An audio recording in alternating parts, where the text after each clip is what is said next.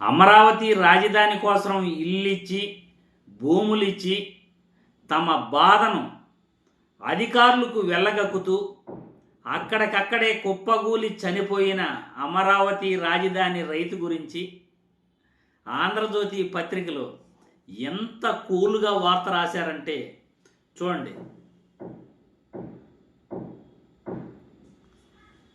కూల్గా మాట్లాడి కుప్పగూలి మందడం రైతుల భేటీలు అపశృతి.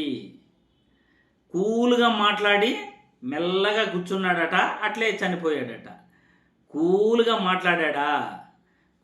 మాట్లాడా లేకపోతే ఆవేశంతో మాట్లాడా, తన బాధను వెళ్ళగక్కాడా?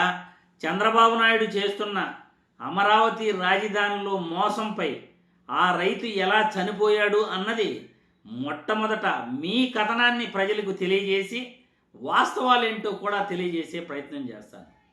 కూలుగా మాట్లాడి కుప్పగూలి అమరావతిలో N8 రోడ్డు కింద ఇళ్ల స్థలాలు కోల్పోతున్న రైతులతో జరిగిన సమావేశంలో ఆ రైతు కూడా పాల్గొన్నాడు. చాలా కూలుగా మాట్లాడి ఆ వెంటనే కుప్పగూలిపోయారు. ఆసుపత్రికి తరలిస్తుండగానే మరణించారు. ఈ ఘటన మందడం రైతుల సమావేశంలో చోటు చేసుకుంది. ల్యాండ్ పూలింగ్ యూనిట్ కార్యాలయంలో ఎమ్మెల్యే తెనాలి శ్రావణ్ కుమార్, మంత్రి నారాయణ శుక్రవారం నిర్వహించిన సమావేశంలో దొండపాటి రాములు 75 సంవత్సరాలు వయసున్న వ్యక్తి పాల్గొన్నారు. ఎమ్మెల్యే మాట్లాడుతుండగా దగ్గరకు వచ్చి సీడ్ రోడ్డు పక్కన తనకు స్థలం కేటాయించాలని రాములు కోరారు. కొద్దిసేపు మాట్లాడిన తర్వాత వెనుతిరిగి తన కుర్చీలో కూర్చునే క్రమంలో రాములు కింద పడిపోయారు. ఆయనకు గుండెపోటు వచ్చిందని తెలుసుకుని మంత్రి కాన్వాయ్ కారులో ఆసుపత్రికి తరలించారు. అప్పటికే రాములు మృతి చెందినట్లు డాక్టరు ధృవీకరించారు. అబ్బా, వార్త కూడా ఎంత కూల్గా రాశారో చూడు ఆంధ్రజ్యోతిలో. తమకు కావాల్సిన ప్రభుత్వానికి అనుకూలంగా వార్తలు రాయటంలో ఏబిఎన్ రాధాకృష్ణకి మించినోడు లేనేలేడు. ఎందుకంటే ఒక రైతు ఎలా చనిపోయాడు, అమరావతి రాజధాని కోసం భూమి ఇచ్చిన రైతు తమ ఆవేదనను తమ బాధను ఆ సమావేశంలో వెళ్ళగక్కుతూ బాధను తట్టుకోలేక గుండెపోటు వచ్చి మరణిస్తే కూలుగా చనిపోయాడు అని వార్త రాస్తున్న ఆంధ్రజ్యోతికి నిజానిజాలు కూడా మనం తెలియజేయాలిగా. ఈ వార్త చూసిన తర్వాత నిజమేంటి అది కూడా తెలియజేస్తాం.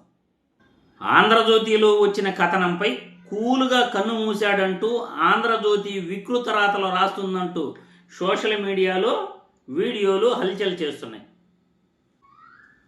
కూలుగా మాట్లాడి కుప్పకూలిపోయారా?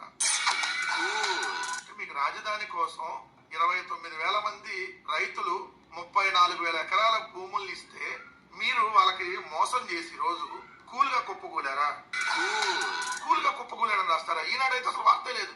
ఏడో జిల్లాలో పడేశారు. అది కూడా ఇక్కడ లోపల ఒక చిన్న లైన్. అస్వస్థత గురి చనిపోయాడంట. ఎక్కడికి వచ్చాడు ఆయన? ఎందుకు? ఏమడిగాడు? పొలాలు ఇచ్చాం. చెంపురాలకు ఇచ్చిన దాంట్లో 2 ఎకరాలు తీసుకొచ్చి వాగులో కొట్టాడు నారాయణ. ఎవరు చెప్పు నీళ్లు పట్టింది. మరి ఆయన కొట్టమంటే కూడా కొట్టింది. ఇంతరోజు నీళ్లు పట్టింది. ఈ ఇల్లు ఇచ్చి మేము పచ్చడి కొట్టుకొని బజారం పేడట్టుకుని అడుపుకున్నాం కదా. అది చెంపురాలు ఆ చీరాశిలో అవసరం ఉంది. మా మొత్తానికి ఒకసారి ఎందుకంటే యూత్ వాళ్ళకి ఇచ్చానుకో హైదరాబాద్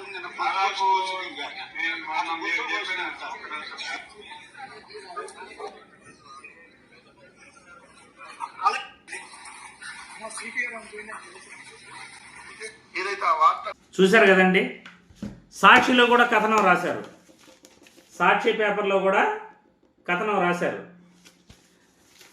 యాక్చువల్గా రైతు మాట్లాడింది కూడా అదే. మేము ఇళ్ల స్థలాలు ఇచ్చి మేము బొచ్చులు పట్టుకుని బజార్ల వెంబడి తిరగాలా అని ఆ రైతు అడుగుతున్నాడు. మాకు వాగుల్లో వంకల్లో ప్లాట్ ఇచ్చారు, ఇంతలోతు నీళ్లున్నాయి అని కూడా ఆయన వీడియోలో చెప్తున్నాడు. హైదరాబాదులో పీకల్లోతు నీళ్ళల్లో గొంతు కోసుకున్నట్లు మేము కూడా గొంతు కోసుకోవాలా అని కూడా అంటున్నాడు. ఇంకా ఇంతకన్నా దారుణం అది ఆక్రోశం కదా ప్రభుత్వం పైన. మేము భూములు ఇచ్చి ఇల్లు ఇచ్చి మేము బొచ్చులు పట్టుకుని బజార్లో తిరగాల అని క్లియర్గా వీడియోలో అంటున్నాడు కదా ఆయన ఎందుకు ఆ మాట అంటున్నాడు? ప్రభుత్వం మోసం చేసిందనే కదా దాని అర్థం. ప్రభుత్వం మోసం చేసింది కాబట్టి మీకు ఇల్లు ఇచ్చి మేము బొచ్చులు పట్టుకొని రోడ్లో తిరగాల? మీరు మాకు ఎక్కడిచ్చారు? ఇప్పుడు వాగుల్లో, వంకల్లో, చెరువుల్లో మాకు ప్లాట్లు ఇస్తున్నారు. ఇంతలోతు నీళ్లు ఉన్నాయి, ఆ ప్లాట్లు మాకెందుకు అని ఆ రైతు ఆక్రోశం వ్యక్తం చేస్తున్నాడు. తన బాధ చెప్తున్నాడు అక్కడ అధికారులతో. అది బాధ కాదా? మానసిక వేదన కదా అది? అలా చేస్తే, రైతులను మోసం చేస్తే వాళ్ళకి గుండెపోటు రాదా? 2 ఎకరాల పొలం ఇచ్చిన ఆ రామారావు అనే రైతు తన బాధను క్లియర్గా చెప్తుంటే ఆంధ్రజ్యోతిలో కూల్గా అధికారులతో మాట్లాడి కుర్చీలో వచ్చి కూర్చుని అట్లే వాలిపోయాడంట. గుండెపోటు వచ్చిందంట. కూల్గా ఎట్లా కూర్చుంటాడు? కూల్గా ఎలా మాట్లాడతాడు? ఇంత దారుణంగా వార్తలు రాసే ఆంధ్రజ్యోతి, మీరు అసలు జర్నలిస్టులేనయ్యా? మీరు ఎవరి కోసం వార్తలు రాస్తున్నారు? ముందుగా ప్రజలకు అది తెలియజేయండి. ప్రజల కోసం మీరు నిలబడుతున్నారా, లేకపోతే ప్రభుత్వాలని వెనకేసుకొని భుజాలు కాస్తూ వాళ్ళకి చాకరీ చేయడానికి ఉన్నారా?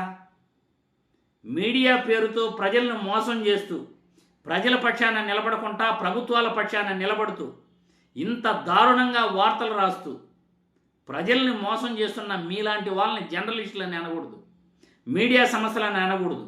నిజంగా మీ యొక్క ఛానల్ యొక్క లైసెన్సులన్నీ కూడా రద్దు చేయాలి. ప్రజల తరఫున కాకుండా ప్రభుత్వాన్ని వెనకేసుకొచ్చే మీడియాలను, జర్నలిస్టులను, వాళ్ళ సభ్యత్వాన్ని రద్దు చేయాలని నేను ఈ వీడియో ద్వారా కోరుతున్నాను. ప్రజలు కూడా మీ అభిప్రాయాలను కామెంట్ల రూపంలో తెలియజేయాల్సిందిగా నేను ఈ వీడియో ద్వారా కోరుతున్నాను. ఎవరు ఇప్పుడు సాక్షి పత్రిక వార్త రాసింది, ఉన్నట్లు రాసింది, ఆయన మాట్లాడిన మాటలే రాసింది.